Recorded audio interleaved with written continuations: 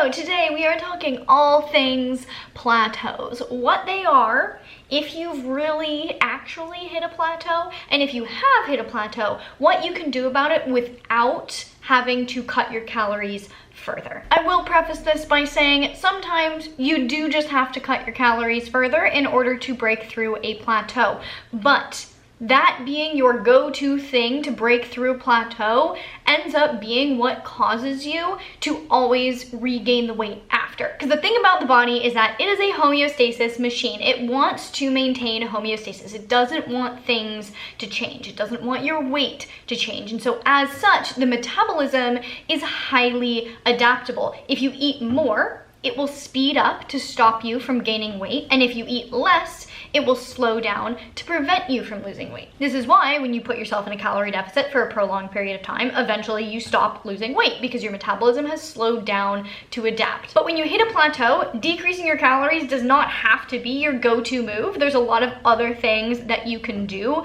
to help break through that plateau, which I'm gonna cover. And why I want to emphasize this is that when you keep decreasing calories as the way to break through your plateau, you're just decreasing your calories over and over and over, and eventually you're eating next to nothing. And then when you plateau at eating next to nothing, where do you go from there? Like, you might have started at maintaining weight on 2,200 calories and then cut your calories down to like 1,900. You plateau, you cut them down to 17. You plateau again, you cut them down to 15. You plateau again, you cut them down to 1,200 calories a day. Now you're starving, and even if you have hit your fat loss goals by that point, good luck maintaining them, because 1,200 calories is the amount that a toddler should be eating, not a full-grown adult. You're gonna feel insanely restricted. You're gonna be insanely hungry. It's gonna make you nutrient deficient. It's gonna end up causing hormone imbalances and all sorts of other issues, and that in itself is gonna end up driving you to eat a lot more because your body is just desperate for more energy, which is going to cause you to regain the weight. So if you hit a plateau, dropping your calories further should be your last resort to break the plateau, not your first move. And the thing about plateaus is they can often be very scary and in themselves lead to just going entirely off track and causing you to engage in other behaviors that are going to be really detrimental in the long term to your health and your fat loss journey. Because it can be so easy to, get in the groove, you're losing weight, things are looking good for like 1 or 2 weeks, and then you've stepped on the scale 3 days in a row and it hasn't moved. Or it's even gone up. And it's so easy to fall into the trap of thinking, oh my God, this isn't working anymore, something's wrong, maybe I'm not doing enough, maybe I need to stop eating entirely and add an extra 3 hours of cardio a day. You can just kind of spiral. And this is where a lot of people go wrong, and they end up resorting to crash dieting tactics and other things that are just in the long run going to harm their body, cause them to maybe break through their plateau temporarily, but then end up regaining all the weight. So it's really important to know that if you are on a fat loss journey, plateaus are super common. You are an anomaly if you don't experience a plateau. Plateauing is an inevitable part of changing your physique. It is part of the process. So do not let it discourage you or throw you off track. But that said, what's even more common is people hitting false plateaus and thinking that they've plateaued and then adjusting based on thinking that they've plateaued and doing a lot more than they necessarily need to. So let's talk about that really quick. First, it's important to remember that weight loss is not linear. Like, as a whole, you're not going to be losing like exactly 1 pound a week every single week for the next 20 weeks or like whatever the ultimate goal is. You might lose 2 pounds 1 week and then gain 1 pound the next. And then in the next 3 weeks, you might lose 5 pounds, but in the following 2 weeks, you might gain 2 pounds back. You're still trending downwards. You're still losing weight, losing fat, but it's not linear. And that is what is to be expected. And the day-to-day version of that is even more just all over the place. If you go into your fat loss journey expecting that every day the scale is gonna go down incrementally, little by little, you are going to be very disappointed. And this happens first and foremost because your weight is not just dependent on the amount of fat that it has on your body, it's also very dependent on the amount of water weight in your body, which can be influenced by so many different things. And so whether or not the scale goes up or down a little bit every day is not indicative of whether or not you're gaining and losing a little bit of fat every day. for the most part, those fluctuations are just the fluctuation in water weight. So all this is to say that if the scale hasn't moved in like 3 days, or it hasn't moved in a week, or if it even goes up for a couple days, this does not indicate a plateau. This is a very normal part of the process. Another thing that might make you feel like you've plateaued, but is actually a really good indicator of progress, is if you are recomping. So building muscle and losing fat at the same time. If this is happening, the scale's not really gonna move very much, but your body fat percentage is going to be decreasing. So if you're just using your weight to assess your progress, you're gonna be missing out on seeing a lot of other changes that indicate a very positive progression. Another big thing that I see all the time that leads to a false plateau is inconsistency. I will get people messaging me saying like, I'm tracking most of the time, or I'm pretty on top of my workouts and stuff like that. But if tracking most of the time means you're tracking 4 out of 7 days of the week, or even 5 out of 7 days of the week, that's only like 60 to 70% of the time. And if like every other week or every 3 weeks you're missing workouts, that's also only being about 60 to 70% consistent. And you can't expect to have consistent results if your effort is not consistent. So if you think you've hit a plateau, take some time, reflect on what you've been doing, and check in and see if you've truly been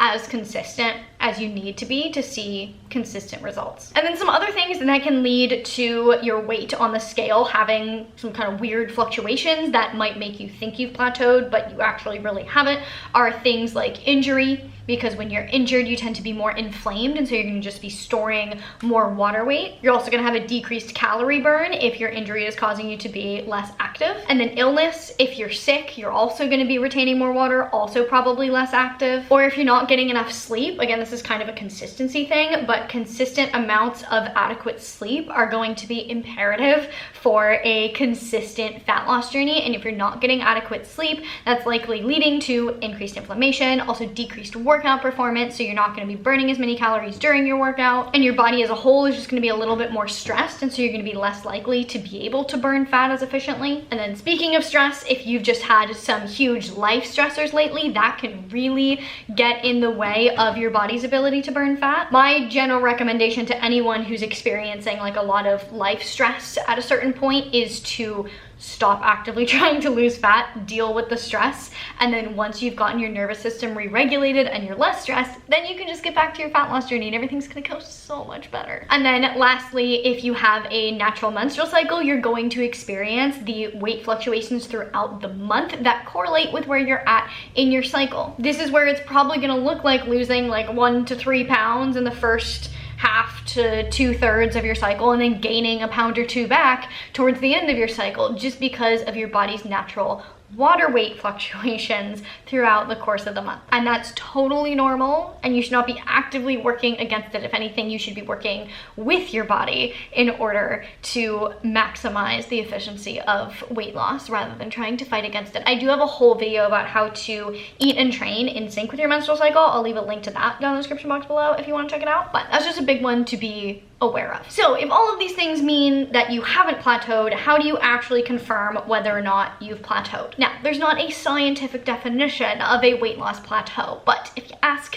the experts, the general consensus is that if your weight has not gone down at all in 3 weeks and you have not seen any progress in any other metrics of progress. And this is why I cannot recommend enough using other metrics of progress to track your fat loss journey, not just the weight on the scale. So things like measuring your body fat percentage, using an actual measuring tape to measure your waist circumference and other parts on your body. Taking progress pictures is a great one. Paying attention to how your clothes are fitting. Because here's the thing, if you are recomping, if you are losing fat and building muscle, you're not gonna see any change on the scale, but your progress pictures are probably gonna reveal like a huge change. Or if you're taking measurements, your waist is probably going to be going down, but your other measurements may be staying the same or even going up if you're building muscle. And that's a huge indicator that you're losing fat and building muscle. And these are just things that you're not going to see if you're only looking at the scale. So I strongly recommend anyone on a fat loss journey use at least 2 or 3 different metrics of progress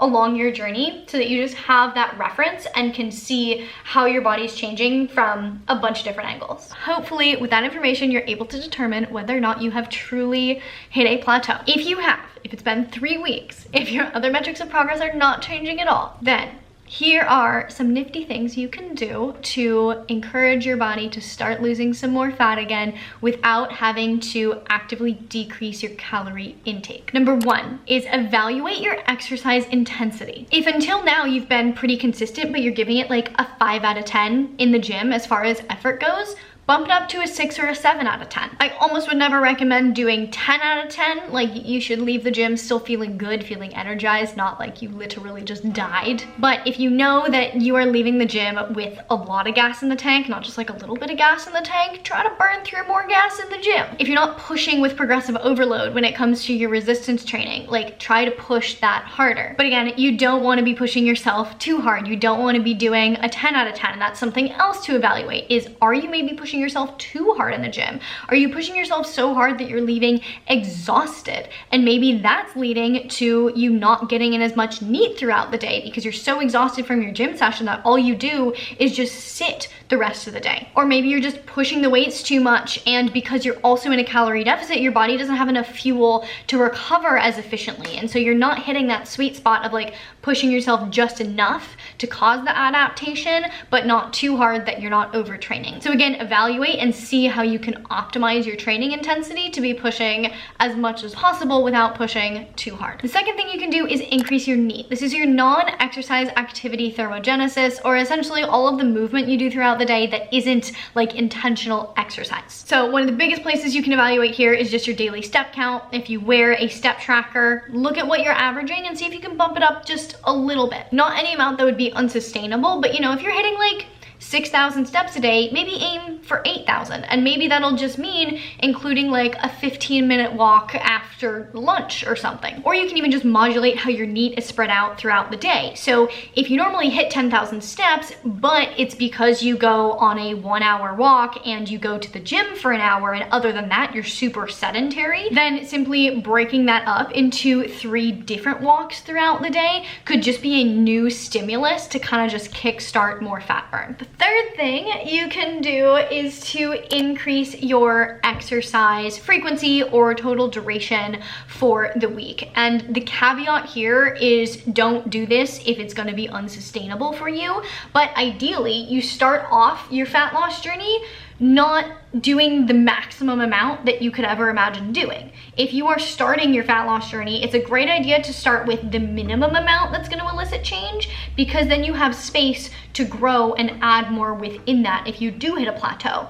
So if you started off your fat loss journey thinking, oh, I could probably work out 4 days a week, but instead you start out working out 2 days a week. Now, if you hit a plateau, you can add a 3rd day a week. You know it's super manageable for you and your schedule. You're confident you're going to be able to do it. You're confident it's going to be sustainable, and it's just going to be a little bit extra to burn a few extra calories, get a little bit more of that stimulus in. And if it's an extra day of resistance training, you're not really risking slowing down your metabolism by adding in more exercise. But obviously don't keep doing this as your way to break through your plateau, or else eventually you're going to be training way too much. It's going to be unsustainable. It's not going to be healthy for your body, etc. Oh, and it doesn't have to be number of days per week that you're increasing. You can also just increase your duration or your volume by like 10%.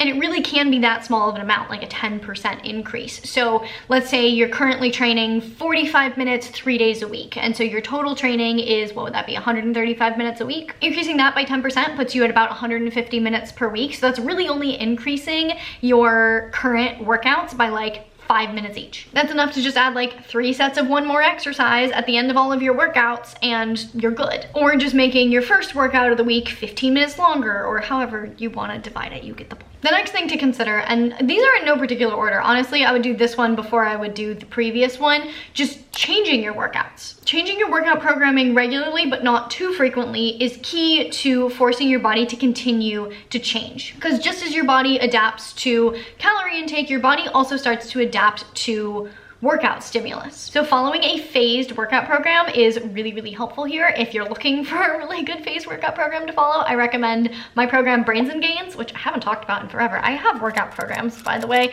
on MissFitAndNerdy.com, but my Brains and Gains program has 3 distinct phases, and so you can just cycle through those phases of training and continue to get adaptation, and all that adaptation kind of compounds on the previous phase adaptation, and so you can just keep progressing. And the program itself goes into like how long to spend in each phase and how to like utilize it for your goals, etc. But essentially changing the stimulus of the workout can be enough to force your body to continue to adapt. So this could look like going from a strength phase to a hypertrophy phase. So training, you know, in the like 1 to 5 rep range to instead the 8 to 12 rep range, or switching from a hypertrophy phase to like a functional workout phase or something like that. Next thing to consider workout-wise is swapping out LISS for HIIT. So low intensity steady state or even moderate intensity steady state cardio for high intensity interval training. First of all, we all know my opinion on incorporating LISS or MISS into your fat loss program. I don't really recommend it for fat loss. I'll leave a link down in the description to my video explaining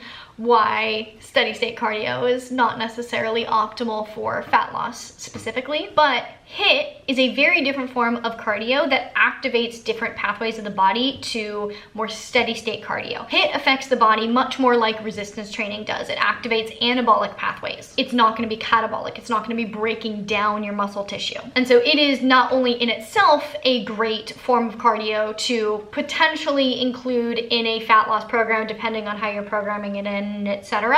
But if you're currently doing more like low to moderate intensity steady state cardio, swapping that out for HIIT could be like a huge change in the stimulus that you're sending to your body that changes how your body is adapting and causes you to start making progress again. So those are all the big swaps and changes that I would recommend looking at for exercise if you have hit a plateau. And when it comes to diet, there's a lot of other things that you can shift and switch around in order to potentially cause your body to continue to adapt and make change that don't include decreasing your calorie intake specifically. So the first one is just changing your macro ratio. The data from pretty much every study has shown us that as long as your protein intake is adequate, your ratio of carbs to fats really has no impact on long-term fat loss, at least when you average it over a population. But this doesn't mean that there's not necessarily a more optimal macro ratio for you and your body that matches what your body needs, your exercise intensity, your exercise level, the different things that you're doing, etc. And so while you may have settled in on a macro ratio, you've been tracking those macros, hitting those macros really consistently, if you've hit a plateau,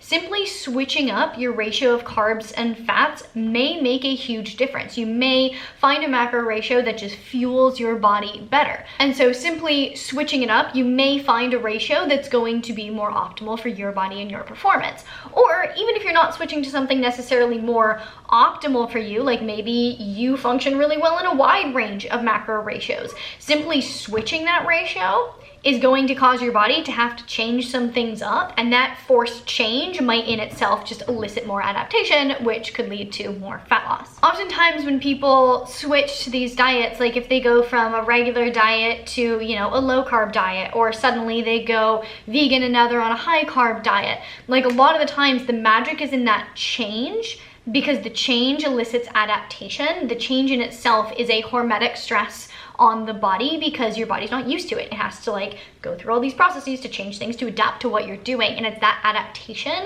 that gives a lot of benefits. And that's why a lot of people see a lot of benefits when they first switch. It's not necessarily because it's the diet itself, it's because it's a new stimulus for the body. So this doesn't mean you should be changing your macros like every single week, but it does mean that if you've hit a plateau, you might get some benefit from simply switching up your ratio. Next, you can also check in with your diet quality. And this might deserve a whole video in itself, but your diet quality can absolutely impact how your body is going to burn fat for fuel. 100 calories of donuts and 100 calories of kale outside the body, energetically, they are equal. When you put them in the body and put them through all the various systems in the body, they don't have equal results for the body. So yes, while 1 calorie equals 1 calorie outside the body because it's simply a unit of energy, food is a lot more than simply units of energy. The macronutrients, the micronutrients, all of the potentially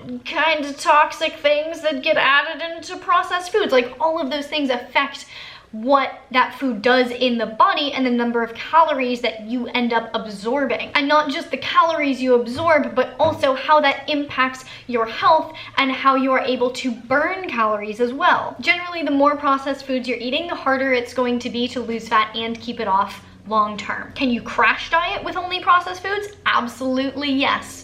But if you know anything about me and my channel, that's not what we're going for. We're going for long-term, sustainable, healthy results. And then the other thing when it comes to processed versus unprocessed foods is it's just a lot easier to be precise with lower calorie foods, and less processed foods tend to be, like, as a whole on the lower calorie side, right? Like the difference in 50 to 100 calories of potato chips looks a lot different than 50 to 100 calories of kale. 50 to 100 calories of potato chips is just a couple potato chips. 50 to 100 calories of kale is a lot of kale. And so it's just gonna be a lot easier to be more precise when you're tracking, when you're eating foods that are higher volume, less processed. Next thing to just check in on is your hydration. If you are not drinking enough water, your body is going to be dehydrated. Water is a necessary part of the process that your body goes through to burn fat. And so if you're not adequately hydrated, your body's going to struggle to literally break down fat and turn it into energy. So just like make sure you're drinking your water. And then as a whole, something big that you can check in on is just your health.